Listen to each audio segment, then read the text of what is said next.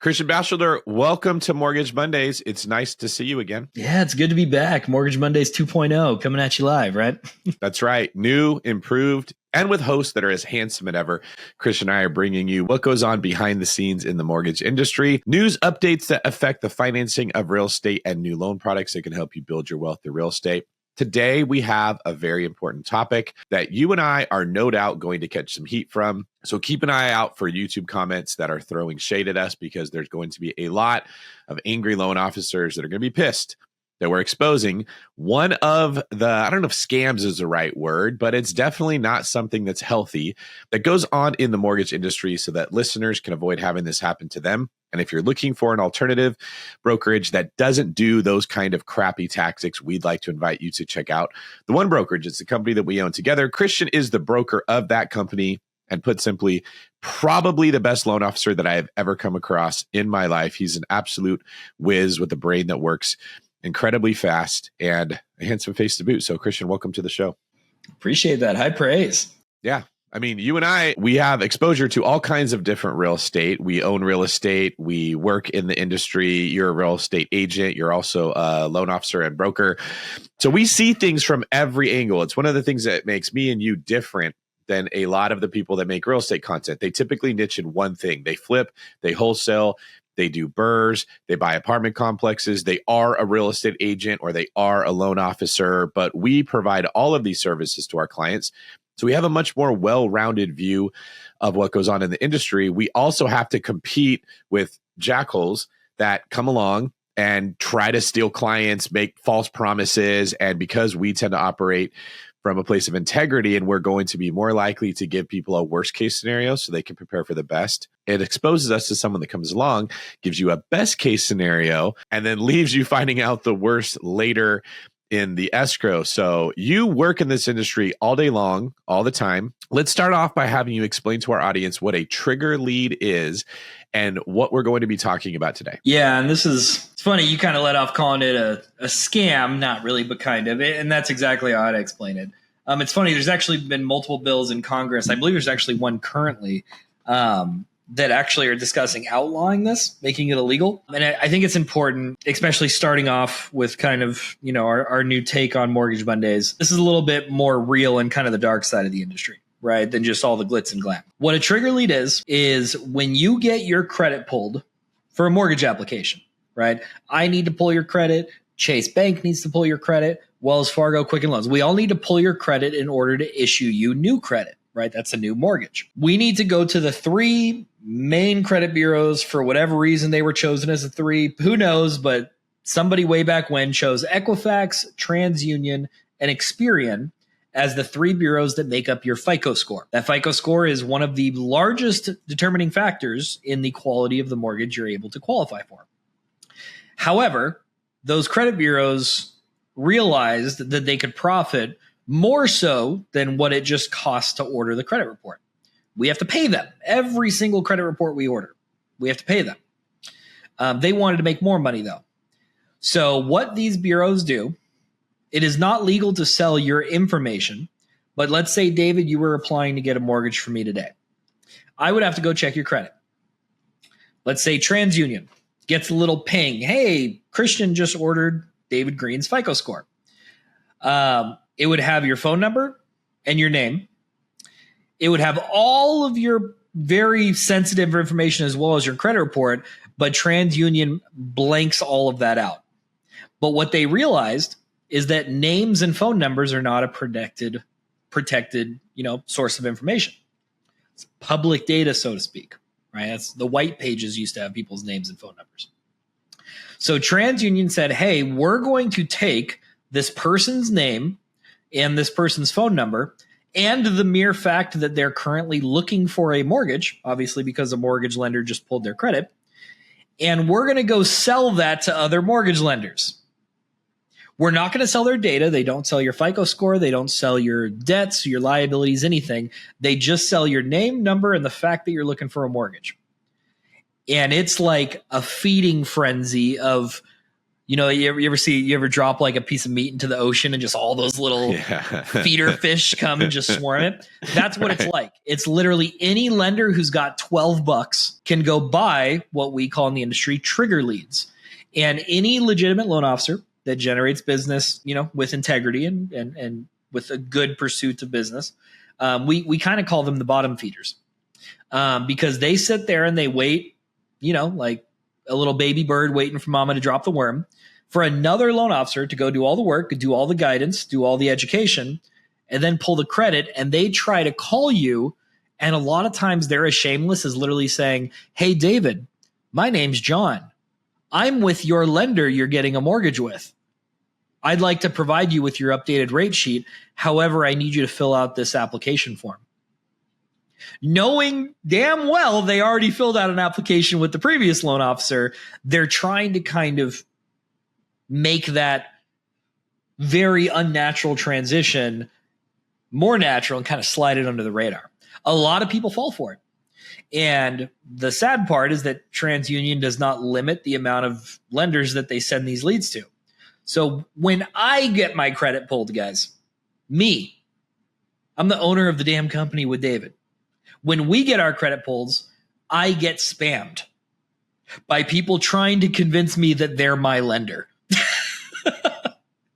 That sounds ridiculous, obviously, on a video, but it happens. Every single time I go buy a new property, I get spammed with people trying to convince them that they are me.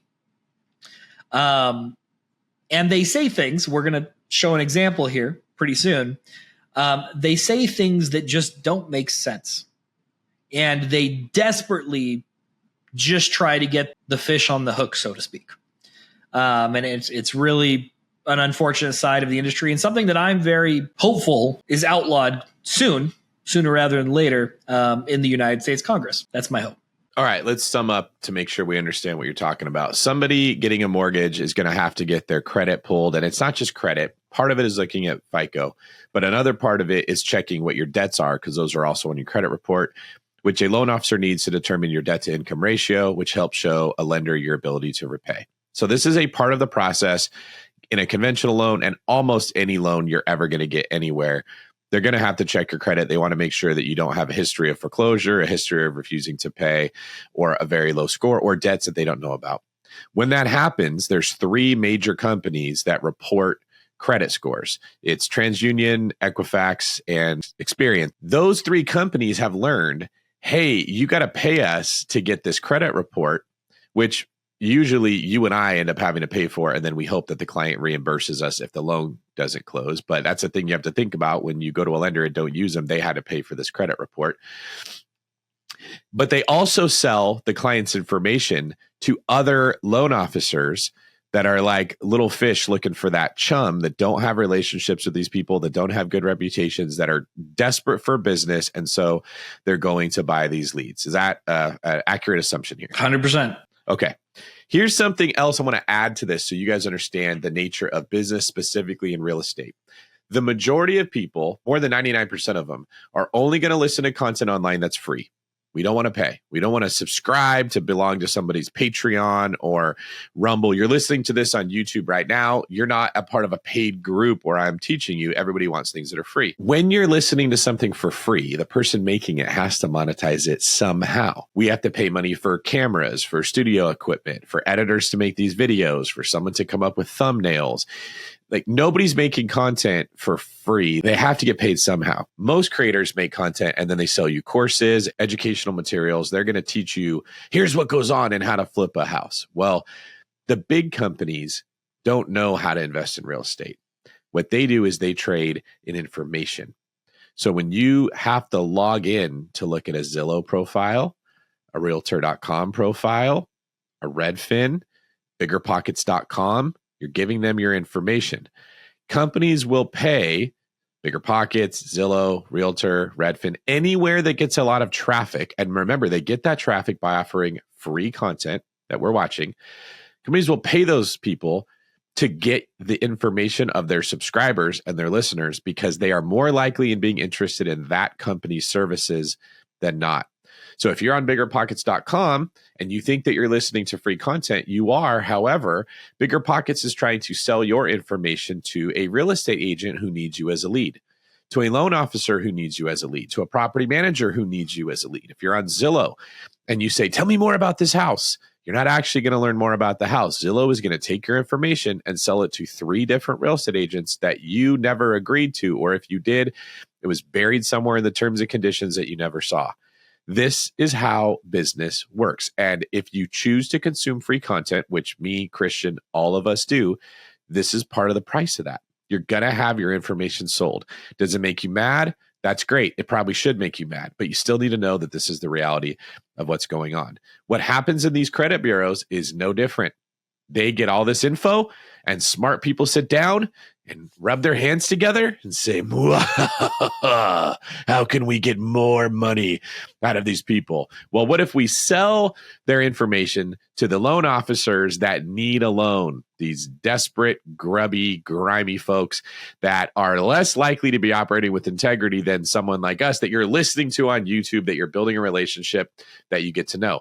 And just like the boyfriend or the husband you have will tell you the truth if they love you, hey, you can be kind of rude sometimes. Hey, you can be really cranky sometimes. Hey, I don't like it when you talk to me that way.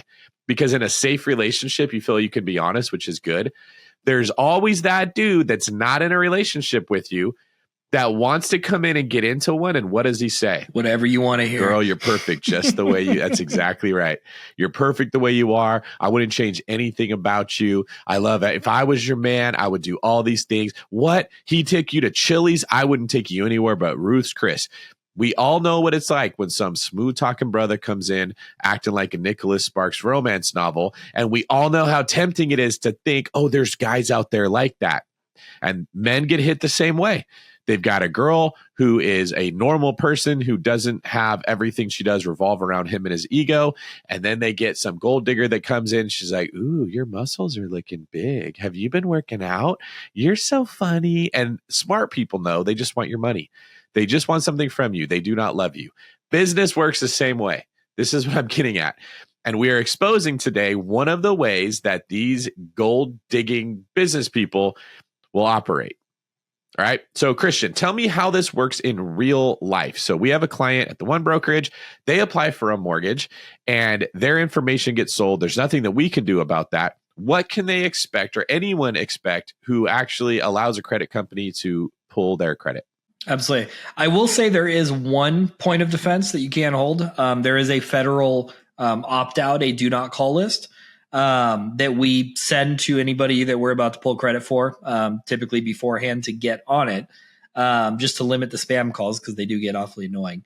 And technically, the robo call centers that dial are supposed to scrub against the do not call list and avoid calling your number if you are on it. It's not 100% perfect. Sometimes you still do slip through the cracks, but it should drastically limit the calls that you get, which is a good thing. But how it would look, David, if I pulled your credit today and you didn't take those precautions and you didn't get on the do not call list, you would get people, some of them as blatantly disregarding, pretending to be me. Some of them maybe just being more honest loan officers trying to win your business, saying no matter what he quotes you, I can quote you lower. Right. And it kind of becomes a race to the bottom. And ultimately you have no clue who's on the other side of that phone. Because really, like I said, it's anybody who had $12. Like really, that's the pre-qualifications. TransUnion does not do, they don't go check your reviews on Google. They don't check that you actually fund business. They don't check that you act with integrity. They don't check if you got a YouTube series. They don't do any of that. They just say, hey, you got $12, you can buy a lead. Good luck with the lead. That's it. Okay, now we have a real life example of this happening. So let's share. Let's pull back the curtain and show people what goes on. What did our borrower get contacted with and what did they say to us? Absolutely, 100%. I'm going to go ahead and share my screen here. So we're going to start with the first text that came. This borrower was working with Randall, who's one of our in-house loan officers. And he just texted Randall, said, hey, Randall, I'm getting a lot of calls about mortgage rates. And I was just quoted a 5.875 for no points. Now, in layman's terms, one would think that means no loan fees because everybody knows loan fees are called points. However, I'll get to the actual loan estimate. Is there any update on your end with rates and what is the most competitive? Now, Randall was not at 5.875 for no points.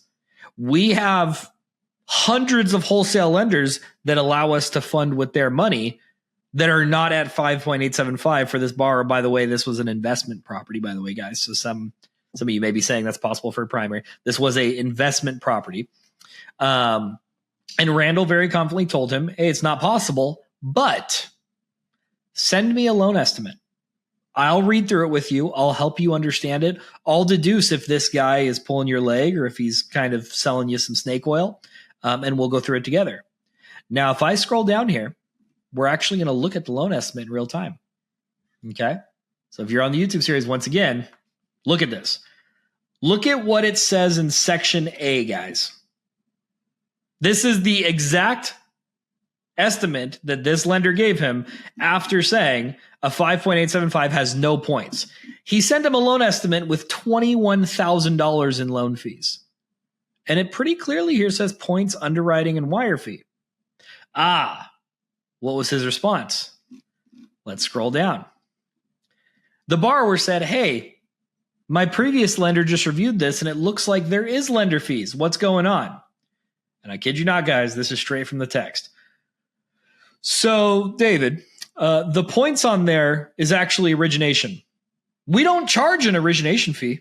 That's usually 1% of the loan to pay myself and everyone that works on the loan.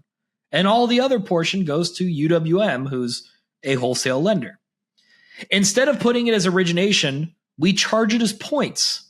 So it is tax deductible on next year's tax returns for you, as the points are tax deductible, but origination is not. What happened to this first message? Yeah, let me break it down for you guys.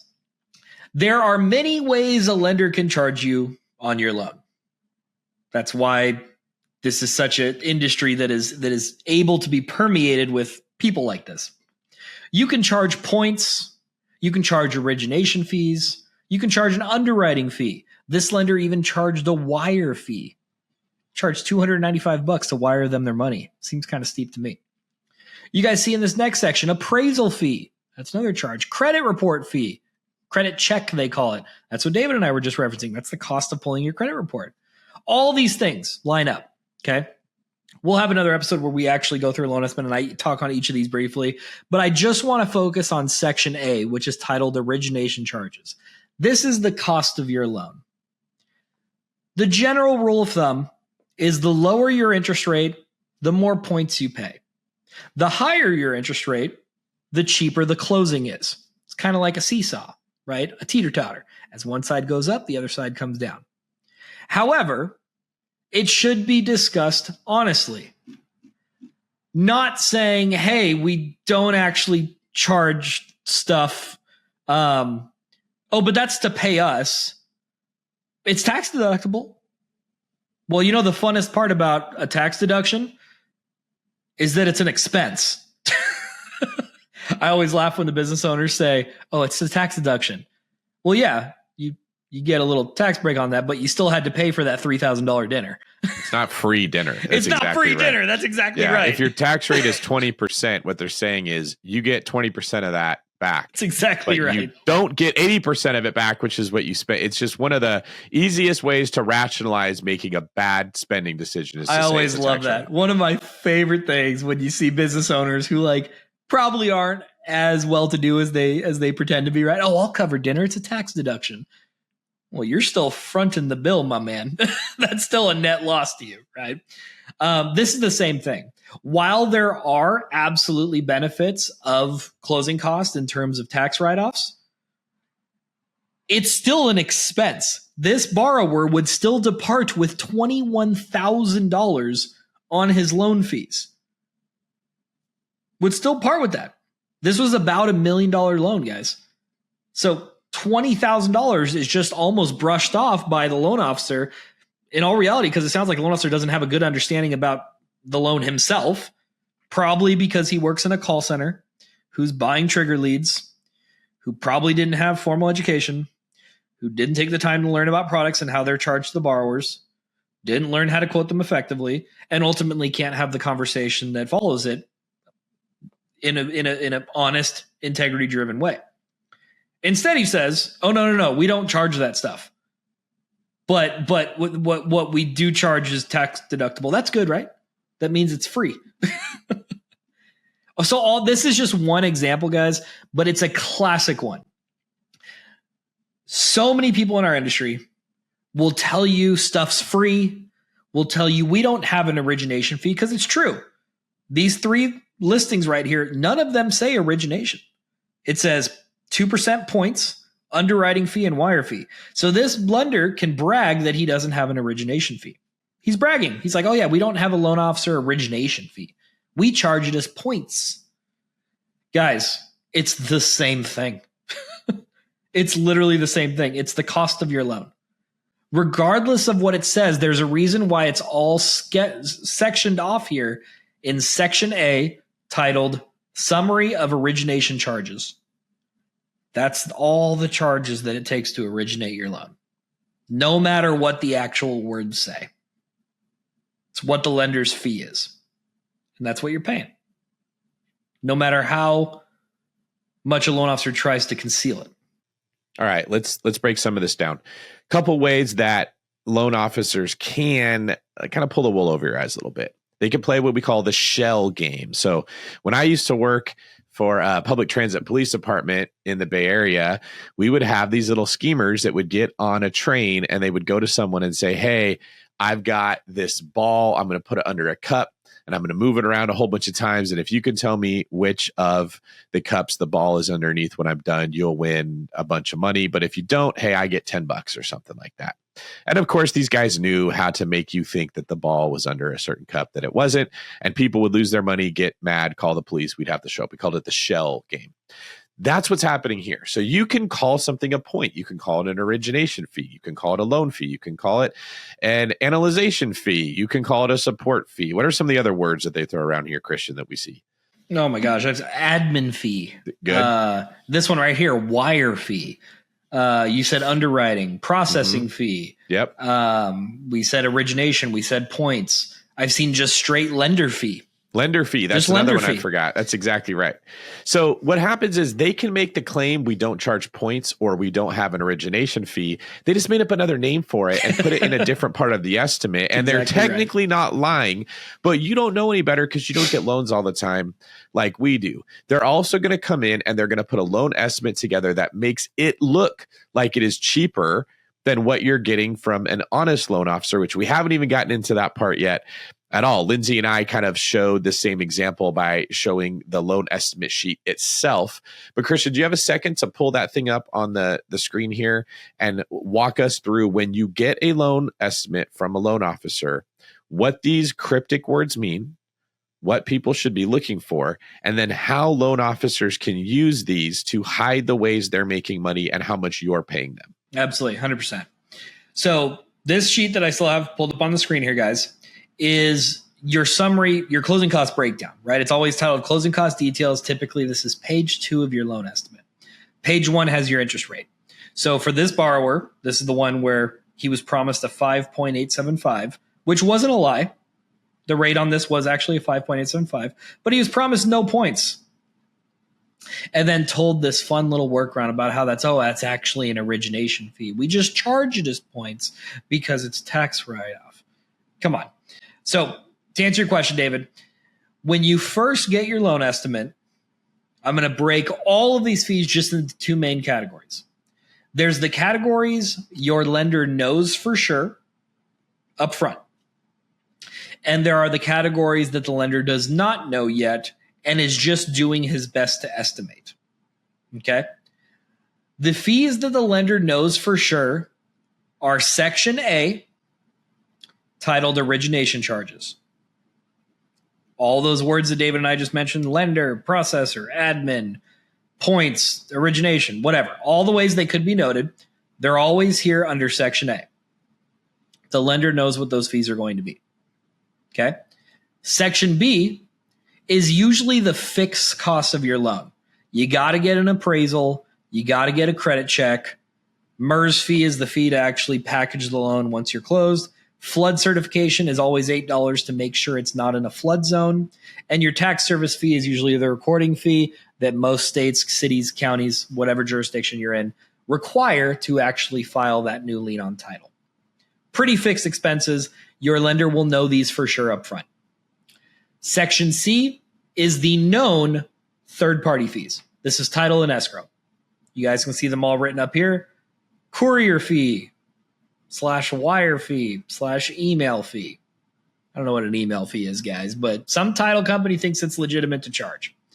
Endorsement fee. Title policies typically need endorsements based on if it's a condo, a single family, multifamily, whatever. Mobile notary fee, $650. Do you guys think it's all possible that the lender owns the notary there? $650 is really steep for a notary. The average is usually between $150 and $250. Lender's probably getting $400 of that. Premium for lender's coverage. That sounds like it may be going to the lender. That is a title insurance policy. That protects the lender in case there is ever an adverse claim to title, which basically just means somebody comes in the future and says, hey, that was my property. It should never have sold to the buyer. That's the fee to protect the lender in the case that happens, because the lender has an interest in the property. Recording fee is the money that it actually takes title. You know, they collect $7 to go record the lien, probably because they're making it all up here on the notary fee. And then ultimately their settlement or closing fee, which is the fee that the escrow officer makes. Here it's $150. Okay. These three sections, origination, which is section A, section B and C, are very known, very understood fees. We know these from day one. So if you are truly comparing lenders, you would compare section A. That's the lender fee. Section B are the services the lender uses. These will be pretty stable across most lenders. Section C is escrow. I've seen situations, guys, where I'm quoting against another lender. And David, to answer your question, how lenders can kind of pull the wool over your eyes here. You guys see here, there's $1,800 in here for the sum total of all the title fees. These are non-negotiable expenses. However, there is not always a demand for the lender to quote these effectively up front, because maybe they change. Who knows? Maybe you change title companies. We'll see. So some lenders will leave a blank here. They'll say, oh, no title fees. Do you guys think that means you're not going to have title fees? Of course not. You're going to have title and escrow fees. However, when the lender sends his loan estimate out, if he's comparing it to mine will have $1,800 here. The lenders would have zero. The other lenders would have zero. It's going to look like he's $1,800 cheaper than I am. He is not, because by the close of escrow, the title escrow fees are going to be the exact same because we'd be using the same company to close. And typically that's decided by the seller. I mean, David, your team represents clients all the time. How many buyers do you know that pick the escrow company? Not very many, right? It's almost always determined by the seller and the seller's agent. Yeah, if you want your offer accepted, you're going to probably use the escrow company that the listing agent wants to use. You can try and request it in your offer, but unless it's a situation where you're the only buyer and they need you more than you need them, they're going to make you choose. I've seen it. Very rare. I'd say 9 out of 10 are the seller's choice of title escrow. So you don't have a choice. You're closing with the seller's people. That's not going to depend on the lender you use, guys. So regardless of what that says, it's the same thing. Moving on now to the categories that are unknown. Okay. Transfer taxes may be unknown to start. We don't know what the county transfer tax rate is. We'll see. So lenders may leave that as zero. You can see this lender left it as zero. This could also be paid by the seller. A lot of times you negotiate in for the seller to pay transfer tax. You then have section F and G with deal with your insurance and your property taxes. This is a complete unknown. And there are no governing laws for a lender quoting you this accurately. So they could leave these as zero. They could leave zero in section F, which is all your prepaids. They could leave zero in section G. And you guys can see here, this lender had $2,100 and $2,600 accordingly in here. If I quoted this and left that at zero, it would look like I'm almost $5,000 cheaper than this lender. And it would be legal for me to do that because I could make the assertion that I don't know. what insurance policy you're going to choose. And I don't know what your property tax rate is until we go into escrow and we open up and we get the property taxes, the tax bill, and we don't know yet. So I'm just going to say it's zero. It doesn't mean you're going to close on $0 there. You will absolutely have charges in those fields, and they will not change depending on the lender. They will change on who your insurance provider is, and they will change based on the property tax rate of the county or city that you're buying in. That's it. That's everything on your loan estimate. So really, when you come down to it, the only way to compare lenders is to ask two questions. Show me a loan estimate because I want to see what is your rate and what does it cost. Your rate would be up on the first page. I don't have that copied here, but in this situation, it was 5.875. And he was told no points, and it ended up being $21,000. So this lender was charging just under $22,000 for a 5.875 rate. If I were to provide the same interest rate of 5.875, am I more or am I less than $21,000? That's how you compare lenders. And if I was doing the same rate for $10,000, I'm effectively $11,000 cheaper. If I were to do the same thing for $0, I'm $21,000 cheaper. Mm-hmm. So part of this is understanding the par rate. That's what you're getting at here. That's correct. So let's break this down. We've got a par rate. Let's say the one brokerage says, hey, your interest rate's going to be somewhere around 7%. We can never give you an actual number because we don't know what your credit score is. We don't know your debt to income ratio. We don't know what other investment properties you have. These things make small adjustments in what a lender is willing to offer you, sometimes better, sometimes worse. It's one of the reasons when you email us and say, what's your rate? We can't tell you. We can give you a ballpark, but we need to run some of the other information to be able to give you an accurate rate. But we could tell you what a par rate would be for somebody with perfect everything. We call that a par rate because that means you're not putting any extra closing costs in the deal and you're not getting any back. If you want a lower interest rate, you can bring more money to the deal. I always say you can add closing costs because I'm intentionally trying to avoid calling it an origination fee or a lender fee or an underwriting fee, all these confusing words. I'm just saying closing costs because it doesn't matter what they call it. It's a cost that you got to pay at the end. You could pay more and get a better rate, or you can actually get a worse rate and get some money back. Your closing costs can go down. So instead of bringing $10,000 into the deal, maybe you only bring $2,000 into the deal, but you get a worse interest rate. This is a game that can be played based on every single client specific situation. I would say more people than not buy their rate down, meaning they put more money into the deal, which you can also now get the seller to pay for if you can negotiate credits for them to cover those closing costs. It's one of the reasons that Christian and I work closely with the David Green team or other real estate agents so that your agents understand what the hell they're doing and they realize they can help you get a better interest rate if they're working with your loan officer. It's not good to piecemeal together a team of people that don't know each other and none of this information ever gets communicated.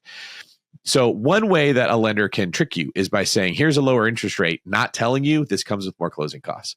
So you come to us, we say 7%. You come to someone else, they say 6%. 6% sounds better than 7%.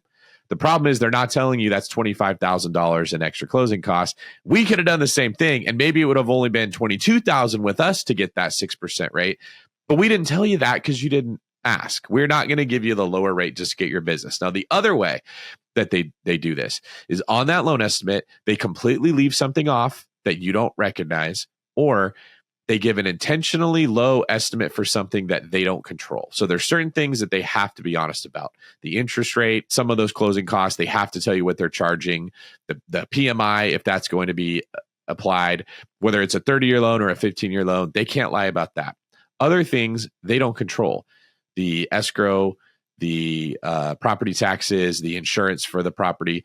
So they have to give you a number that they think is close, but they're not going to be held accountable for it.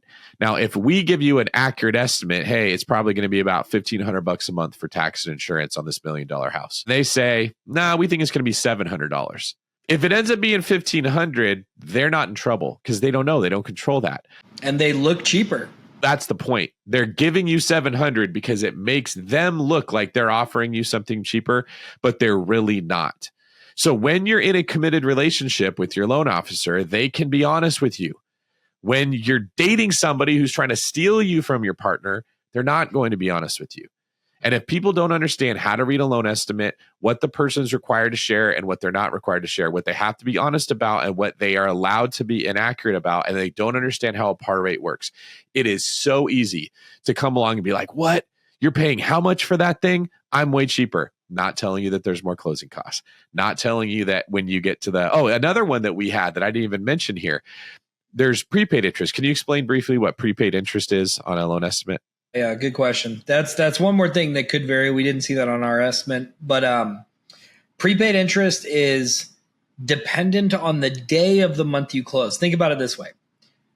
You pay your mortgage payment monthly. Some people say pay it biweekly. But let's just assume the vast majority of America pays their mortgage payment every month. Technically, you're paying 1/30th, roughly, that interest per day. Right? You're accruing interest daily on your mortgage. If you get a mortgage, a brand new loan, you close, let's say today we're recording this, interesting day to record. We're recording this on 9/11, right? If we close today, you would have 19 days remaining in September from the 11th to the 30th. You would pay 19 days of prepaid interest. You'd have to pay per diem for the days remaining in September when you pay that mortgage. You would not have a mortgage payment October 1st. Your first payment would be November 1st. So you actually get to skip a month. That's one of the nice things about getting a loan is you get a little bit of a buffer there. But you do pay for the remaining days in the month. So if you were to close on the 30th, you would have no prepaid interest, but you don't have a huge buffer period because now your payment's actually due in a month. If you were to close on the 1st, you have an entire month of prepaid interest, but now you're basically skipping forward in time 2 months because that first mortgage payment is still in November. Okay. So September 1st, you skip October, your first payment's November, but you have a much larger prepaid interest at closing. So prepaid interest can vary. Once again, it's going to be the same lender to lender, whether or not they disclose it. That's the important thing. Some lenders could choose to not disclose it and look cheaper. Some could do the work and predict on the day that you plan to close and predict your prepaid interest accordingly. But that is something that could vary substantially when you consider between 1 and 30 days of prepaid interest. That could be multi-$1,000 suing, right? So that's another way that they can easily move money around. If we say, hey, here's 29 days of prepaid interest because we're going worst case scenario, depending when this thing closes, the most you could ever be expected to bring to the closing table is this big number. And then the other loan officer, which is exactly what they did, puts in 1 day's prepaid interest, the lowest amount it could possibly be. I believe on our estimate, it was like 4,700 and some change.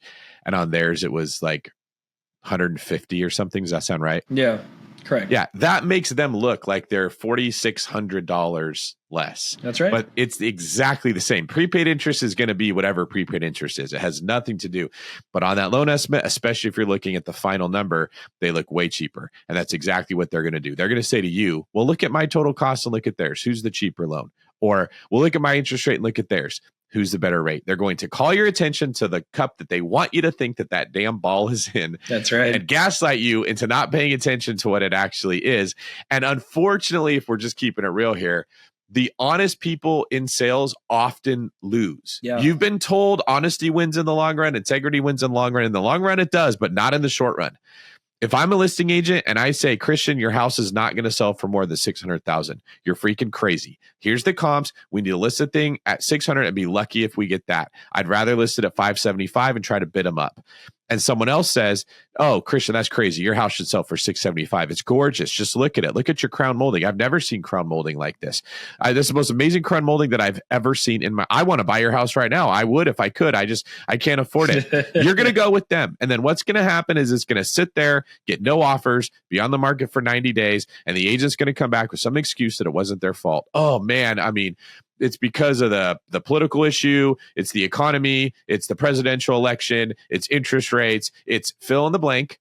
We're going to have to drop this thing to 550. That's our only option. And now you're stuck in a listing agreement with that agent. And now you're at 550 with 90 days on market instead of 575, just hitting the market, getting multiple offers and trying to bid it up to the 600 that we were hoping in the first place.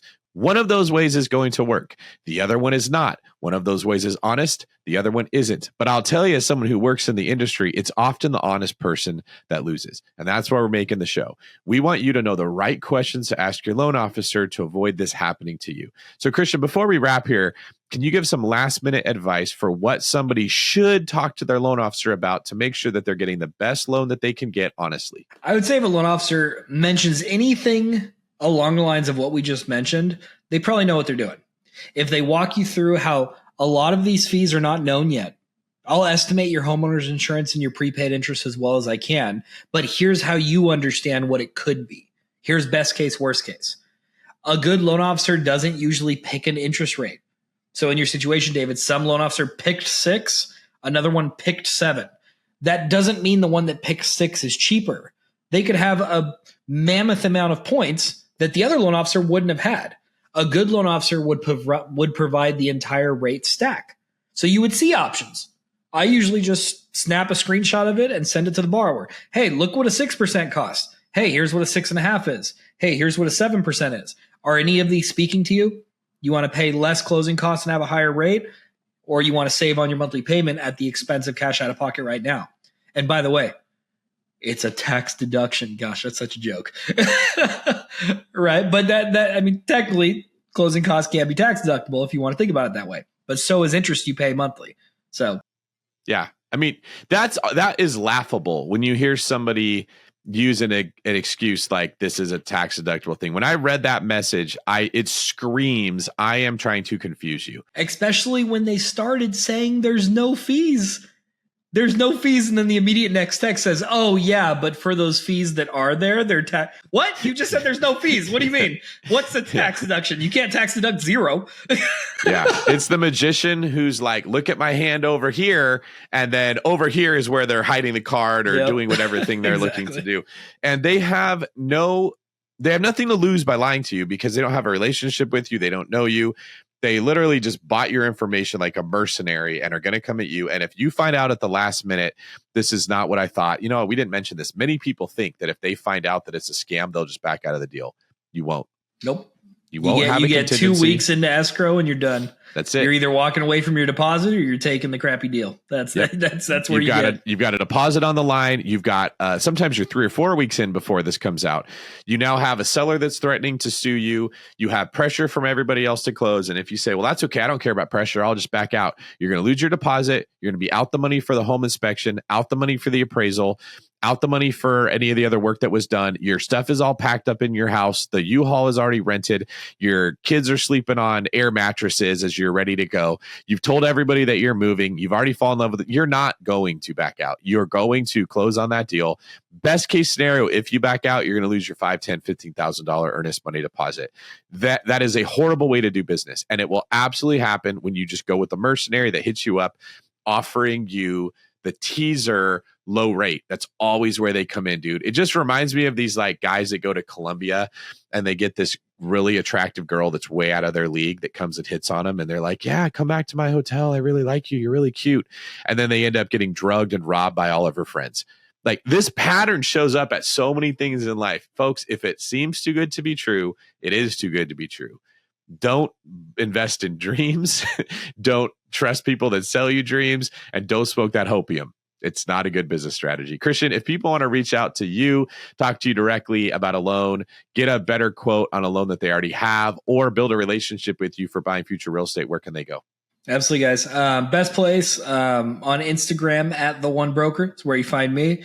My company, it's on David's shirt. It's on our website. TheOneBrokerage.com is where you can find out more about what we do as a company. And ultimately, here on YouTube, guys, leave a comment in the comment section below.